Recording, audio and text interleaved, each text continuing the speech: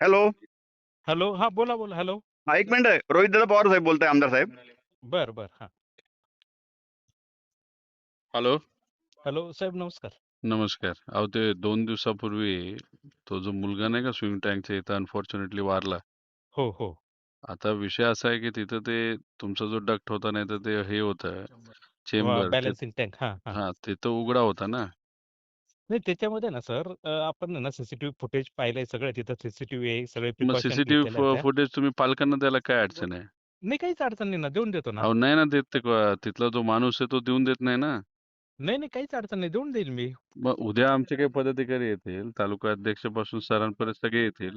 हम्म, हम्म. तेवढं त्यांचं जे म्हणणं आहे ते ऐकून घ्या आणि त्यांचं जे विनंती आहे की ते दाखवा, हे दाखवा, ते तेवढं फक्त दाखवून द्या ना. चालेल मग तो चालेल, दाखवून पडला देतो ना. कुठं मग? तिथं आहे ना स्विमिंग, मी ना पूर्ण फुटेज पाहिलं. स्विमिंग पूलच्या इथला जो हे राहतो, बॅलन्सिंग टँक राहतो, तिथं हां. ती फरची पण कव्हर केलेली आहे.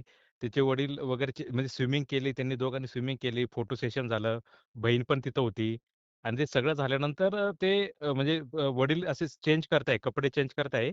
आणि ते 1 मिनिटाच्या याच्यामध्ये काहीतरी नजर हे झाले, आणि नेमकी जो सीसीटीव्ही आहे तो एक्झॅक्ट त्याचा बॅलन्सिंग टँकच्या वरती लावलेला आपण तो.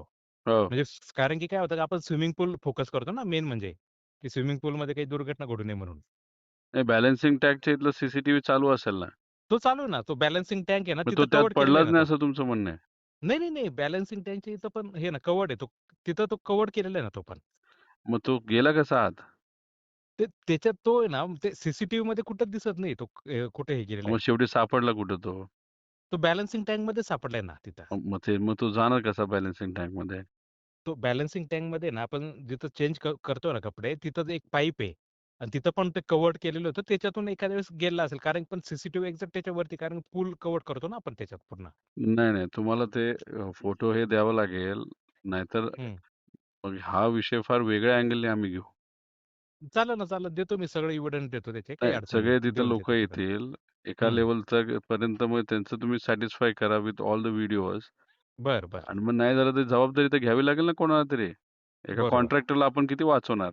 नाही नाही नाही, काहीच काहीच हे नाही, कारण कॉन्ट्रॅक्टरला आपण सगळं हे आणि दिलेलं आहे तिसरी ना, घटना तिथं आहे वाटतं. आउटसोर्स केलं. ही दुसरी घटना झाली. पहिली जी घटना होती ना, तेव्हा तो पूल टेस्टिंगसाठी ठेवला होता आणि तो क्लोज होता पूर्ण. आणि हां. 8 फुटाची जाळी लावलेली आहे, म्हणजे 5-6 फुटाची हे हाईट आहे. त्याच्यानंतर त्याच्यात जाळी लावलेली आहे 4-4 फुटाच्या. त्याच्यावरून ते शाळकरी मुलं, 6वी-7वीची मुलं उड्या मारून गेले होते 8-10 फूट करून. तो झाला पहिला इन्सिडेंट. दुसरा? हा दुसरा झालेला आहे सर. 2च झालेत. 2 झालेले आहे. हा. तर ठीक आहे. उद्या आमचे येतील पदाधिकारी. बर बर. त्यांचं काय मत आहे ते तुम्ही समजून घेऊन त्याचे पालक येतील, वडील येतील, बर. काका येतील, नाही तर कोणीतरी. तेवढं फक्त व्हिडिओज वगैरे त्यांना द्या.